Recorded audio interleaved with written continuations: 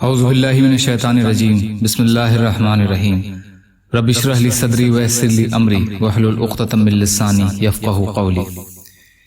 اللہ کے راستے میں نکلنے کے فضائل۔ حضرت واصلہ بن اسقع رضی اللہ تعالی عنہ سے روایت ہے کہ رسول اللہ صلی اللہ علیہ وسلم نے مجھ سے پوچھا کہ تم ہجرت کرو گے؟ میں نے کہا جی ہاں۔ ارشاد فرمایا ہجرت بادیہ یا ہجرت بادتہ، کون سی ہجرت کرو گے؟ میں نے عرض کیا ان دونوں میں سے کون سی افضل ہے؟ ارشاد فرمایا ہجرت بادتہ، اور ہجرت بادتہ یہ ہے کہ تم مستقل طور پر اپنے وطن کو چھوڑ دو، رسول اللہ صلی اللہ علیہ وسلم کے ساتھ قیام کرو۔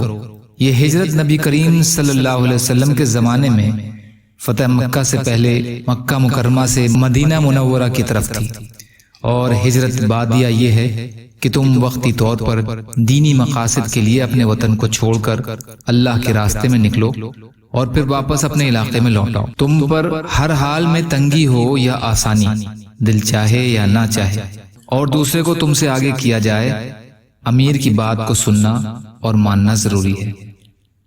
طبرانی مجمع الزوائد۔ یا اللہ ہم سب کو کہنے سننے سے زیادہ عمل کی توفیق عطا فرما۔ یا اللہ جو مظلوم ہیں، پریشان حال ہیں، بیمار ہیں، قرض میں ہیں، بے روزگار ہیں، محتاج ہیں، ان کی مدد فرما۔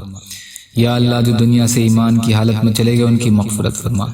یا اللہ صبر کرنے والا، شکر کرنے والا، اچھی طرح عبادت کرنے والا بنا برحمتک یا ارحم الراحمین۔ لا الہ الا اللہ محمد رسول اللہ۔ السلام علیکم۔